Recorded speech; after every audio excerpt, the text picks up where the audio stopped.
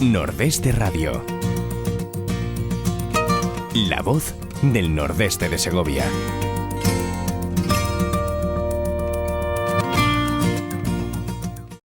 Amigos, muy buenos días y bienvenidos a Nordeste Radio. Yo lo que les voy a contar ahora ya verán cómo les da envidia. Nos vamos hasta el Levante español, ¿no? Vamos a una población tan maravillosa como es Denia, y ahí nos encontramos con un fabuloso hombre que es Paco Bonilla. Paco, muy buenos días, ¿cómo estás? Hola, buenos días, muy bien, ¿y tú, Ezequiel? Pues yo aquí con frío y llovineando, ¿y por allí cómo estáis? Hoy ha salido un poquito lluvioso, pero bien, Sí. Aquí siempre se está bien. Sí, ahí siempre se está bien, aunque la humedad en ocasiones molesta un poco, pero que a gusto Sí, está siempre, que a gusto está. Oye, vamos, la verdad es que contrasta mucho el lugar tan maravilloso como es Denia con el tema del que vamos a hablar hoy, que es sobre tu último libro. ¿Te parece que pongamos un vídeo que tenemos aquí que de alguna forma nos va a poner un poco en situación? claro, Pues claro. esto, métenos el vídeo, venga.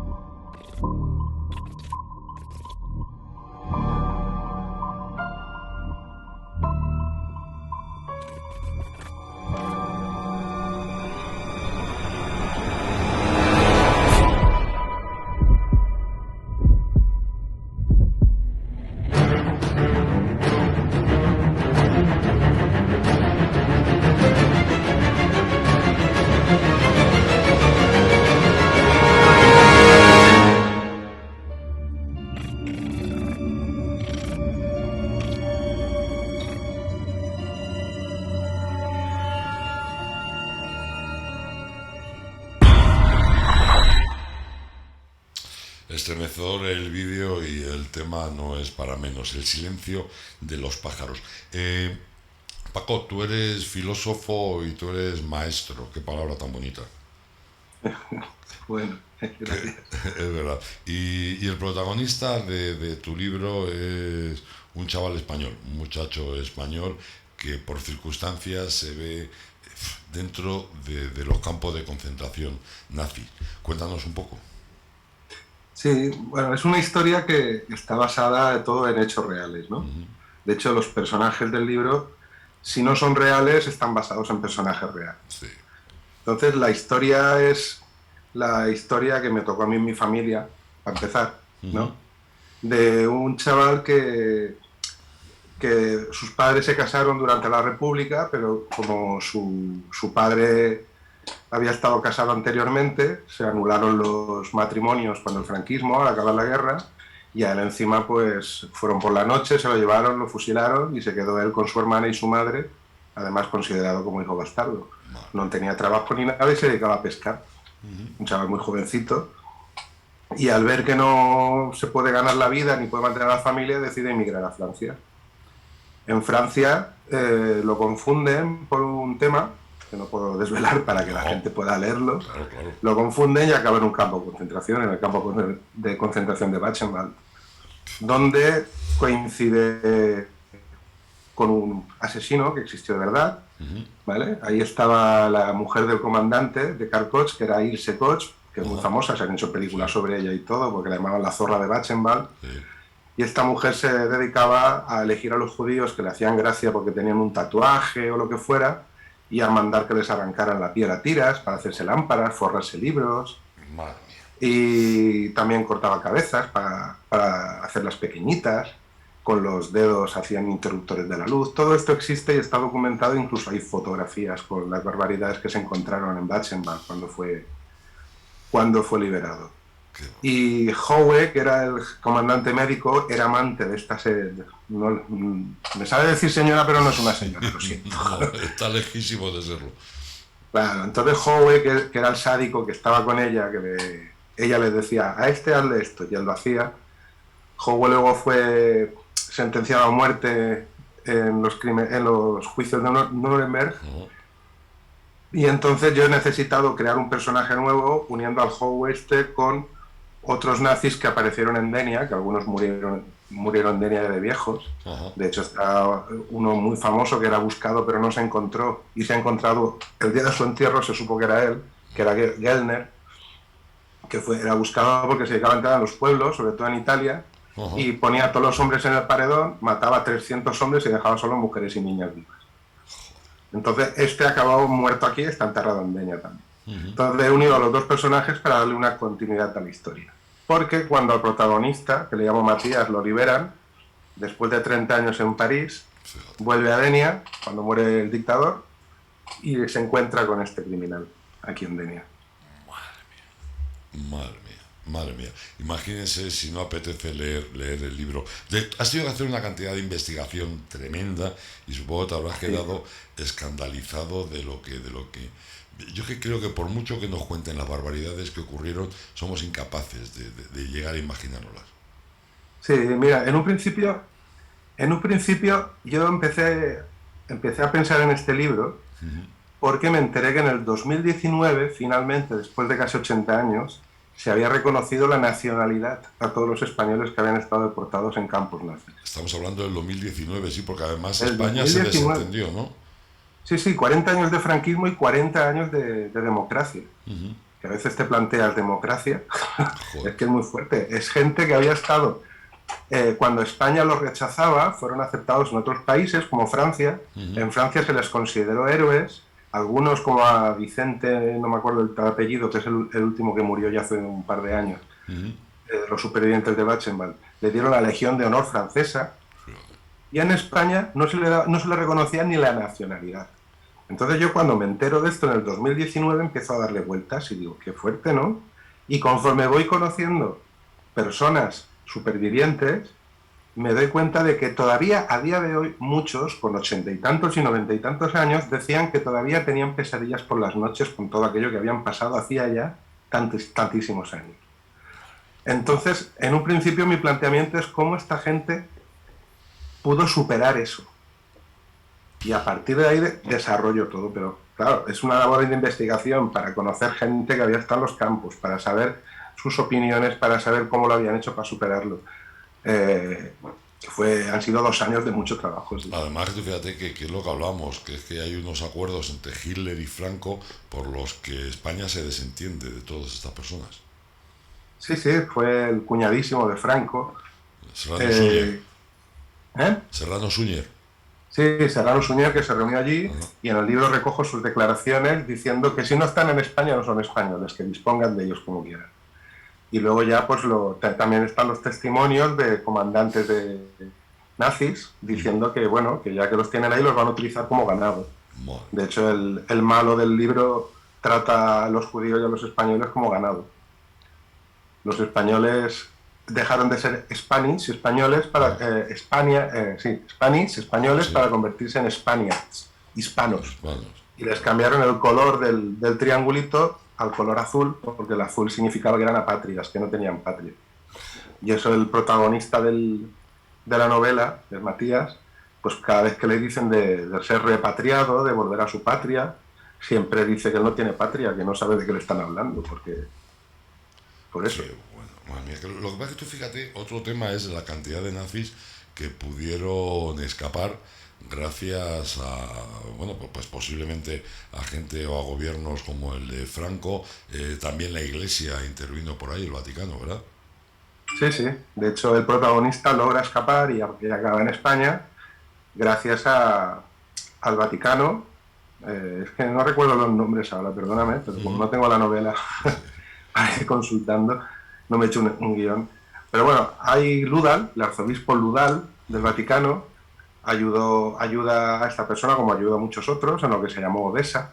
Odessa, que fue Scorzi o algo así se llamaba el alemán que lo montó, que acabó en España, amigo de Franco y murió en España. Y cuando llega a España, pues está ¿cómo se llamaba? Esta mujer que era tenista, amiga de Pilar Primo de Rivera, que también tenía aquí montado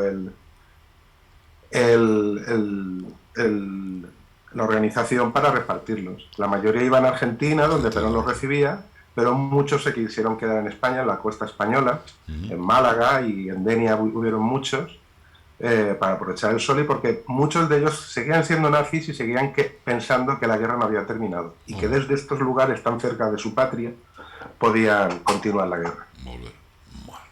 Oye, cuando tú, claro, has tenido que profundizar en el día a día de los campos de concentración, ha habido veces que has dicho, mira, yo esto lo cierro y mañana seguiré porque hoy ya no puedo más. Y que me he echado a llorar como una magdalena muchas veces. Sobre todo porque los españoles lo pasaron mal, pero cuando lees los testimonios de los judíos, eso es una salvajada, lo que hicieron con esta gente. A los españoles los tenían para trabajar y les alimentaban lo justo. Ellos cuentan cómo se peleaban por una monda de piel de patata, del que sacaban de la basura de los nazis. Y claro, lo pasaron mal, pasaron hambre. Hay una parte del libro, un capítulo en el que cuento cómo ya años después, en París, oyen a una chica diciendo que tenía muchísima hambre. Y claro, se sorprende diciendo, hemos confundido el hambre con el apetito hoy en día. No es lo mismo el hambre que el apetito, ¿no? De lo mal que lo pasaron. Pero claro, cuando lees lo de los judíos, porque a los españoles estaban en Buchenwald, en la novela, que era un campo de trabajo. No era un campo de exterminio. Sí. Simplemente los tenían trabajando, alimentándoles lo mínimo, sabiendo que unos entre 3 y 6 meses les duraban y luego se morían. Joder. Pero con los judíos era directamente entrar y directamente a las cámaras de gas. Y si eras joven, pues entonces te ponían a trabajar, pero ni te daban de comer siquiera. Fue una animalada muy grande. Y entonces considero muy, muy importante, yo en el libro digo que pretendo recuperar el testigo. Porque todos los que salieron del campo de concentración, que sobrevivieron, tanto a Buchenwald como a Mauthausen, hicieron los juramentos de Buchenwald y Mauthausen, en los cuales se comprometían y se juramentaban para que no se olvidara nunca lo que habría pasado, para que no volviera a pasar. Claro, cuando yo me entero que en el 2019, cuando le reconocen la nacionalidad por fin a los españoles, y Vicente, el último superviviente que se había juramentado, muere, pues yo me lo tomo como como una obligación moral mía, que no se pierda esto. Entonces hago mío ese juramento y decido escribir esta novela. 2019, ¿verdad? Cada vez que lo oigo me estremezco. 80 años. Es impresionante, es impresionante. Oye, tú eres capaz de entender, eres filósofo, eres maestro. ¿Qué puede pasar por la cabeza de esta gente como esta mujer que decide hacer lámparas con la piel de un ser humano? ¿Qué puede pasar por esa cabeza? Pues hay muchos estudios sobre el tema. La introducción de la novela, que me la ha hecho Isabel Ferrando, tiene un par de estudios sobre el origen del mal. Luego tenemos el famoso estudio de Hannah Arendt, hablando sobre esto. Pero yo la conclusión a la que llego es que para esta gente los judíos y los que no pensaban como él, ellos no eran personas, los consideraban ganado. Es como una persona puede coger una cabra, puede coger una vaca y aprovecharse de ella y cuando ya está a punto de morir, pues para carne. Pues lo mismo hacían con estas personas, porque no los consideran personas, para ellos solamente solo eran eso, carne. Pero de todas formas el sadismo que demostraron era muy superior a lo que se hace con los animales, caramba. Sí, yo quiero pensar que no eran todos. Yo, aquí por ejemplo en Denia tuvimos a uno que era nazi también y hablo de él en el libro, que era Bremer. Bremer tenía aquí una organización de apartamentos y este fue comandante de la Waffen, participó en las primeras fases de la Segunda Guerra Mundial, pero cumplió 6 años de cárcel, no tenía grandes crímenes de guerra ni nada de eso, y cuando vino a España él se seguía considerando nazi. Muchos nazis hoy en día, o muchos fascistas, niegan el holocausto judío. Sí. ¿Pero por qué? Porque no podrían soportar esa carga sobre ellos.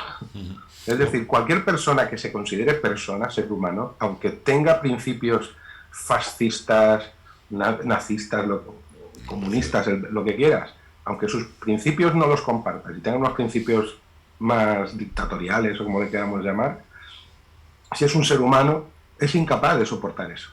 Entonces yo tiendo a pensar que fueron casos muy aislados. Por eso yo siempre en la novela procuro poner nombres y apellidos, porque no me parece que deba condenar a una ideología o a una nación por lo que pasó. A mí, yo es que, verdad, fíjate que, claro, somos conocedores de este tema, vemos de reportajes, libros, pero te sigue costando mucho el pensar que eso llegó a ocurrir hace tan poco tiempo. Sí, lo que es doloroso y lo que sí que es un poco inexplicable es que cerraran los ojos, que la población cerrara los ojos. Cuento en la novela, porque esto lo cojo de lecturas que he hecho de supervivientes, ¿No? como cuando Buchenwald es liberado, se van a Weimar, que es la ciudad que está más próxima, y traen a la población civil para que contemplen con sus propios ojos las barbaridades, las montañas de cadáveres, etcétera, etcétera. Y entonces la población empieza a llorar y empieza a pegar gritos diciendo no me lo puedo creer, no me lo puedo creer. Y como las charlas que les daban los soldados americanos, que son los que liberaron Buchenwald, Uh-huh. diciéndoles que habían estado con los ojos cerrados a propósito, que ellos eran tan culpables como los nazis. Pues sí, porque se puede ser cruel por comisión, pero también por omisión. Y la población, por omisión, fue cruel porque lo consintió y cerró los ojos, no hizo nada por evitarlo. Oye, hace 60 días o 62 días que empezó una guerra tremenda, una invasión extraordinaria aquí en Ucrania. Eh, Digo por el tema de la población. ¿Tú crees que realmente la población rusa puede llegar a saber lo que está ocurriendo en Ucrania? La población rusa en general yo creo que no, porque los medios de comunicación ya sabes que en estos regímenes autoritarios están muy controlados. Uh-huh. Entonces yo creo que la población rusa no. Lo que pasa es que es diferente cuando lo tienes al lado, ¿entiendes? O sea, los presos de Buchenwald iban a hacer trabajos a Weimar y la gente de Weimar los veía como iban famélicos, cómo iban y les obligaban prácticamente a latigazos a hacer trabajos en Weimar y luego los devolvían al campo. Esta población sí que lo sabía. Ahora, la población de Rusia hoy en día que sepa lo que realmente está pasando, pues me extrañaría. Sabemos nosotros lo que ha pasado en otros conflictos. No, No. no tenemos idea. Años después te enteras cuando desclasifican papeles de cosas que han pasado. Yo de todas formas, fíjate, cuando veo lo de Ucrania, me acuerdo de esto, de la guerra mundial, y digo, caramba, es que no avanzamos, no avanzamos. Y no hace tanto tuvimos Yugoslavia, que también tenía sus campos de concentración, sí. Y también limpiezas étnicas. Y no nos quedemos en Europa. Acuérdate de los Tutsi y los Hutus, sí. que no hace tanto tampoco de eso. No. O sea, seguimos, los seres humanos somos, como decía Konrad Lorenz, creo que era él, el Homo nequens. Sí. Es el único animal que se niega a sí mismo. No existe ningún animal, sino accidentalmente, que se maten dentro de la misma especie. Uh-huh. Ninguno. Sin embargo, aquí no lo entiendo. Ese nivel de sadismo, ese nivel de odio, es algo que cuesta mucho entender. A mí me cuesta muchísimo entenderlo. Pero te digo, claro, en el pasado y en el presente, es algo impresionante. Oye, una pregunta que te quiero hacer, que a mí siempre me gusta, ¿el libro acaba bien? Los libros siempre tienen que acabar bien. Yo, como decía Hitchcock, yo estoy de acuerdo en eso. Lo que pasa es que termino con el protagonista viejecito ya, ajá, que se vuelve a enamorar de su nieta.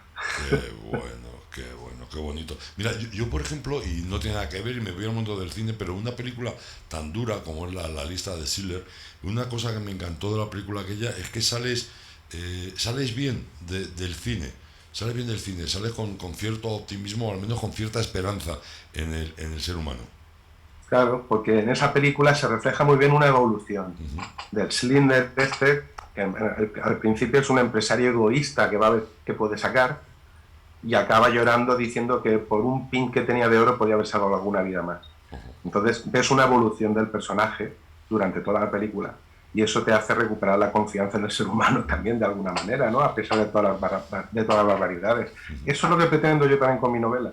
Matías empieza siendo una persona, un chaval joven, sin ningún delito de sangre en las manos. Yo siempre digo que, claro, muchos de los que estuvieron en campos de concentración, hablo de españoles, sí, venían de una guerra civil, venían de una resistencia en Francia, entonces ya habían matado gente, habían visto barbaridades, y cuando los meten en un campo de concentración son más barbaridades a añadir, pero como que ya están baqueteados, que ya han hecho callo. Sin embargo, yo cojo mi protagonista, es una persona totalmente inocente. No tiene ningún delito de sangre, se dedica, tiene su novieta en Denia y se tiene que ir para ganarse la vida de alguna manera. Allí lo meten en un campo de concentración por una confusión. Y entonces todas las barbaridades le hacen crecer de una manera bestial. Y durante luego los 30 años, cómo intenta superar todo aquello que ha vivido, que para mí es el tronco, lo principal de la novela es el crecimiento de los personajes. El único que no crece en toda la novela es el malo. Lo pongo plano. Ni falta que le hace. Ni falta que le hace. Ni falta que le hace. Sin embargo, tanto Pepa como Matías son dos personajes que van a estar creciendo continuamente a lo largo de la novela hasta llegar a ser ancianos. Entonces, ese crecimiento, esa evolución de los personajes es lo que hace que en la lista de Slinde, por ejemplo, salgamos con tan buen sabor de boca. Yo lo veo así. ¿Cómo consigues meterte dentro del personaje de este chaval, sus pensamientos, sus odios? ¿Cómo lo consigues? Es muy difícil. Porque me pongo yo en su piel. Yo a veces a mitad del capítulo me ponía a llorar porque pensaba que lo estaba sufriendo yo todo. Yo lo paso muy mal escribiendo. Me he enamorado de Pepa y de Matías y para mí forman parte ya de mi vida, son como si fuera yo. De hecho, al final de la novela, cuando el viejecito, lo describo como un viejecito con barba blanca que escribe con pluma estilográfica, que ha publicado un libro, porque digo, soy yo de cuando sea viejo. ¿Cómo consigue vencer el odio nuestro protagonista? El odio. Es que no son personas que sean de odiar. Yo pienso que el ser humano, el odio es un sentimiento que lo acerca a la animalidad. Y yo en este libro lo que quiero es marcar una clara diferencia entre el malo y los buenos. O sea, no todos somos iguales. Afortunadamente.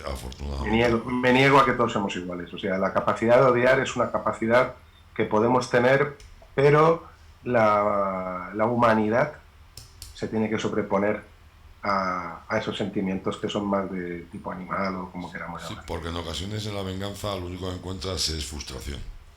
Claro. Está claro. Oye, tiene una presentación el día 13 de mayo, ¿no? Sí, en Denia. Hoy me ha confirmado que del ayuntamiento van a venir concejal de cultura, el alcalde iba a venir, pero al final tiene un viaje a Alemania y se ha disculpado. Ajá. Va a estar súper chula, ya te digo yo. Mi mujer Leyani, que ya sabes que canta y toca el piano y eso, leyó la novela porque se la dedico a ella, aparte a todos los presos que estuvieron en campos de concentración. Y leyó la novela, se emocionó y ha escrito un concierto y seguramente va a venir un coro a interpretar un tema en medio del concierto. Bonito. Va a ser súper bonito. A ver si nos pueden mandar algo para poderlo disfrutar también los que estamos lejos de Denia. Claro, de todas maneras, estáis invitados a venir. Ya empieza a hacer calorcito. Ya quisiera yo darme una vuelta por Denia, caramba, como me gusta. Oye, mira, nos dice Luisma de Impulso Literario, nos dice que la portada es espectacular y que tiene muy buena pinta el libro. Que la portada es preciosa. La portada es una chulada. La portada me la hizo Nerea Lo tengo aquí, mira. Es una chulada. Este es el Ferro, me lo están imprimiendo ahora todavía. Qué bien. Nerea Pérez Expósito, de Imagina. Y yo le dije simplemente de qué iba la novela, le di unas 4 indicaciones y me hizo una portada espectacular. En la portada se ve una barquita, el mar, la tierra que se ve al fondo del Denia, ¿sabes? El Mongó, la montaña de Denia, el castillo, y luego dominándolo todo el uniforme nazi. Oye, El silencio de los pájaros, de Paco Bonilla, ¿dónde podemos encontrar el libro ahora mismo? Pues ahora mismo en ningún sitio porque se está imprimiendo. Anda, o sea que todavía no lo tenemos. Esta semana me llega, espero que me llegaran hoy o yo mañana. Qué bien. Pero lo va a salir a partir del 1 de mayo, ya lo tengo a la venta, se podrá conseguir en cualquier librería, se podrá conseguir a través de mí. A través de Paco Bonilla Escritor, lo envío dedicado y firmado a quien quiera, sin ningún coste adicional. Y luego, pues eso, estará en cualquier librería de España, se podrá solicitar y si no lo tienen, en un día lo tienen allí. Qué bueno, además un libro dedicado siempre tiene un valor añadido. Oye, nos pregunta también Luisma ¿y el título? ¿De dónde ha sacado el título? El silencio de los pájaros. El título costó, Luisma lo sabe porque me ayudó mucho. Estuvimos los dos ahí. Al final el título fue una idea de Vanessa Requena, que creo que la has entrevistado hace poco, porque hicimos un grupito para debatir el título y El silencio de los pájaros me pareció el más adecuado porque tiene mucho que ver con la novela. porque toda la literatura que he leído de supervivientes del Holocausto, Ajá. siempre todos coincidían en lo mismo, ¿vale? Y es que en los campos de concentración que estaban dentro o cerca de bosques, Sí. cuando los liberaron, preguntaban los liberadores, o americanos o rusos, que qué raro que no se oía ningún pájaro siendo un bosque. Y entonces la respuesta siempre era la misma, que los habían espantado el humo de los crematorios. Cielo santo. Los crematorios donde quemaban a la Sí, gente, sí, porque sí. cada vez que entraban dentro de un campo de concentración, el comandante cuando los recibía, lo primero era señalar el humo, la chimenea por donde salían los cuerpos quemados, y decir que de ahí solo se salía por la chimenea. Entonces cada vez que pasa algo trágico, los pájaros están callados. Y cada vez que pasa algo bueno, los pájaros empiezan a cantar. Y eso sale mucho en la novela. Qué bien.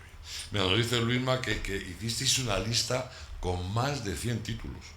Sí, estuvimos ahí dándole vuelta. En un principio se llamaba El Resucitado, Ajá. porque lo que me interesaba a mí era ver el proceso de resurrección, de vuelta a la vida del protagonista, de Matías, de ser una persona totalmente inocente, que no había visto grandes maldades más que la muerte de su padre, y había sido muy pequeño cuando había pasado.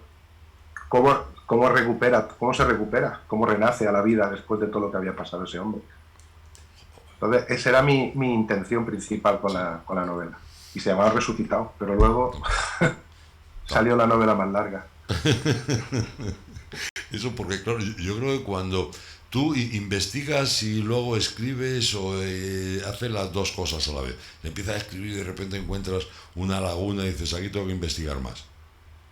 Yo leo Ujú. sobre el tema y me formo una idea general. A partir de ahí desarrollo una historia en mi cabeza y ya empiezo a consultar fuentes para ir desarrollando esa historia. O sea, por un capítulo me salen 2 páginas y después de consultar fuentes, añadir y cambiar y tal, me salen ya bastante más páginas.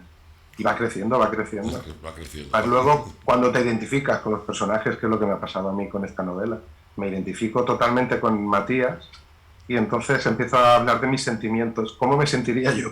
Y empiezo a hablar yo. Madre mía. Madre Es mía. algo que es inevitable. Además a ti te gusta abrirte en tus libros. Sí, soy filósofo, no lo puedo evitar. Sí que- Qué bueno. Paco Los Bonilla, filósofos hablamos de lo inefable, de lo que no puede hablar la ciencia, ¿no? No utilizamos los conceptos, sino que utilizamos las metáforas. oye, ¿y qué opinas de la barbaridad de eliminar filosofía de los estudios primarios? Pues eso, es una barbaridad. Parece que están persiguiendo convertirnos a todos en buenos consumidores y buenos votantes Y ya y está. gente un poquito aborregada, porque la filosofía es el pensamiento crítico por excelencia. Nos O ayuda a sea, aprender a pensar. Yo creo que nadie enseña a aprender a pensar cuando es algo tan vital, ¿eh? sí, es que lo importante de la filosofía es la pregunta. Claro. Entonces, si no nos preguntamos, la respuesta cada uno que te dé la que quiera. Pero por lo menos pregúntate, cuestiónate las cosas. O sea, las cosas son como me las están vendiendo o pueden ser diferentes. Claro, si no te cuestionas el mundo, si no te cuestionas lo que te venden los políticos, lo que te venden los medios de comunicación, Siempre entras en el pues al mundo de la final, ¿qué eres? creencia, claro. Un consumidor de material y ya está. El mundo de la creencia y solamente te preocupa eso, lo que te crees. Claro. ¿Ves? Te habrá pasado a ti, me ha ocurrido a mí, que tienes una cierta discusión con alguien y de repente la argumentación suya es, pues, lo han dicho en la tele. Sí, Y, lo típico. y con eso ya te quedas Sí, lo típico, pero es que al final estábamos hablando de los nazis, ya lo decía Goebbels, ¿no? Una mentira repetida muchas veces se convierte en una verdad.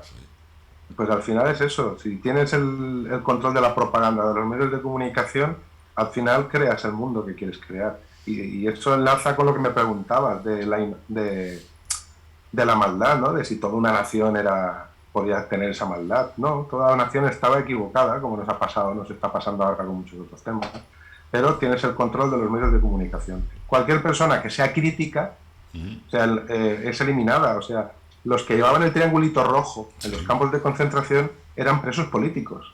Eran presos que no pensaban igual que el establishment. Entonces, estaban ahí destinados a ser eliminados porque no pensaban igual, simplemente por no pensar igual.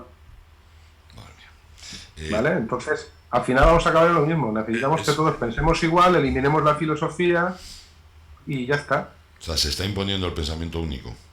Claro, claro, es como creer que aquí tenemos una democracia. Pues aquí tenemos una partitocracia. La democracia es es el gobierno del pueblo. Sí, y aquí el gobierno es de los partidos. Y lo vemos todos los días. Incluso, Pero nos venden democracia. Pues bueno, pues tenemos una democracia. En el momento que lo queremos criticar, pues mal vamos, ¿no? amigos, este es Paco Bonilla, su libro El silencio de los pájaros. No me digan que escuchando a Paco Bonilla no apetece y mucho leer el libro. Nos dice Luisma, todos tus libros anteriores tienen que ver con la filosofía. Esta es tu primera novela. ¿Cómo es ese cambio a la hora de escribir? En realidad no es un cambio. En realidad no es un cambio porque yo siempre digo que mi narrativa es narrativa filosófica. Yo escribo intentando provocar que la gente piense, que se plantee cosas. Además, que... metiéndote tú como te has metido en el papel del protagonista, caramba, tienes filosofía para desarrollar por un tubo, claro. Sí, y el mismo protagonista lo va superando recurriendo a lecturas, a César Vallejo, y se van citando durante la novela, como la pareja que tiene, la pareja que tiene en París es estudiante de filosofía y él se pone también a estudiar filosofía, y entonces con sus lecturas va intentando superar un poco la situación, aunque no lo consiga hasta que no vuelva a Denia, hasta que no vuelva a los orígenes. Pero es eso, la narrativa filosófica que yo defiendo es la narrativa que toca cosas que la ciencia no puede tocar. La ciencia trata con conceptos que son definiciones, pero cuando hablo del amor, cuando hablo del horror, cuando hablo de una serie del miedo, todo eso la ciencia no lo puede trabajar porque no tiene conceptos. Pero en ocasiones la ciencia sí necesita de la filosofía, ¿eh? Claro, siempre, aunque se nieguen, pero porque no todo se puede reducir a conceptos. ¿Cómo puedes explicarle a toda una persona el sentimiento que tiene alguien después de haber visto los horrores de un campo de concentración? No puedes definirlo con conceptos, igual que no puedes definir qué es el amor. No puedes decir, no, es una hormona que se libera en el cerebro. Mentira, porque no amamos igual dos personas. Incluso una misma persona a lo largo de su vida puede amar de diferentes maneras y la llamamos a todo el mismo sentimiento. Entonces, de esas cosas sí que puede hablar la filosofía porque utiliza otro lenguaje. Es un lenguaje más basado en metáforas, en otro tipo de cosas, no en conceptos, en definiciones exactas. Pues hoy tenemos suerte y se rectifica y volvemos a estudiar filosofía, que nos ha ayudado a muchos y mucho. Y la redundancia. Claro. Es una auténtica... Es que muchas veces, muchas cosas que hemos estudiado y que hemos hecho y que hemos leído eran filosofía, pero nosotros no sabíamos que era filosofía. Y los profesores de filosofía. Yo tengo un recuerdo muy especial de un profesor de filosofía que no ya tanto por la filosofía que yo podía estudiar o por los clásicos que podía leer, sino por escucharle a él, que era una auténtica delicia. Claro, pero simplemente por cómo plantean las cosas, el hacerte cuestionarte la realidad. Cuando lo damos todo tan por asentado, esto es así. ¿Por qué? Porque es así, porque lo dice la tele, porque lo piensan mis amigos, porque me lo dicen mis padres, y leer o oír a una persona que te dice, pues no es así. ¿Y cómo es? Eso lo tienes que saber tú. Pero no es así por esto y por esto. Ese cuestionamiento es el de la filosofía. Y es el que nos hace crecer como seres humanos, a fin de cuentas. Ya lo creo. Oye, mira, antes de despedirte, está Luisma muy pesadito con que pongamos otra vez el vídeo. La verdad es que el vídeo merece la pena. Vamos a ver otra vez el vídeo y seguimos charlando, ¿te parece? Claro. Pues venga, cuando quieras, Héctor.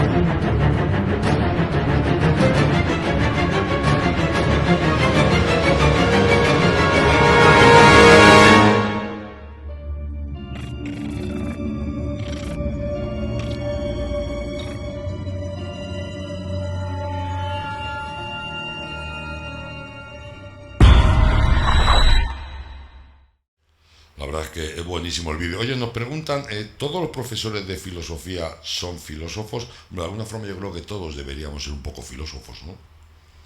Claro. Deberían de ser todos profesores filósofos, pero sabes que en los institutos muchas veces cogen hay asignaturas que no son no es la que tú has estudiado, pero te la ponen. Yo, por ejemplo, era profesor de filosofía en un colegio, pero a la vez me daba lengua. Hay que Tema de aprovechar. reparto de horas con el personal y todo esto. Qué bueno. En fin, Paco, ha sido un placer el tenerte con nosotros, el que estés en Nordeste Radio. A ver si puedo, joder, me bajo a Denia y nos vemos y nos tomamos un arrocillo juntos, ¿te parece? Hombre, por supuesto. Eso es una Además, maravilla. yo sé dónde te voy a llevar a comerte el arrocito. Bueno, no, seguro que no fallamos, seguro que no fallamos. Claro, y si alguien está por Denia para el 13 de mayo que hago la presentación, está invitadísimo. Joder. Luego iremos a cenar por ahí y la presentación, te lo he dicho, la presenta Isabel Ferrando, que es la que me ha hecho el prólogo. Ah, qué bien. Sí, sí. Que además Isabel Ferrando es filóloga y es periodista en las provincias. Ajá. Y ha hecho una lectura del libro que no es la que yo tenía cuando lo escribí. Y ahí es donde me descubre muchas cosas que están dentro de mí, yo no me doy cuenta. Qué bueno. Ha hecho una interpretación de la novela como El viaje de Ulises. Qué bueno. Y es una pasada. Cuando lo leí dije, joder, es para hacer un libro solamente con la introducción. Merece la pena, merece la pena. El silencio de los pájaros, de Paco Bonilla. El día 1 ya estará a la venta y podrán disfrutarles todo, Sí. y disfrutarlo todos, y no me digan que no merece la pena, conociendo al personaje y los libros anteriores. La verdad, Paco, enhorabuena por este libro. Sé que te ha Gracias. costado mucho trabajo, sé que te ha costado muchas lágrimas, pero el resultado igual nos ayuda a todos. Ojalá. Seguro que sí. Un abrazo muy fuerte, Paco. Igualmente, para ti y para todos. Hasta luego, amigo. Adiós. Bueno, amigos, pues yo le voy a dejar. A las 12 empezaremos con otro programa, un programa en el que vamos a hablar de la Segovia oculta. Nos va a visitar Ángel García Piera, que es el director del Adelantado de Segovia, y también hablaremos de un libro que él ha escrito. Pero ahora les recuerdo El silencio de los pájaros, de Paco Bonilla, créanme, y más si conocen al personaje, si conocen a Paco, que es imprescindible el leerlo. Muchísimas gracias, amigos, y dentro de un ratito nos vemos otra vez. Venga, hasta ahora.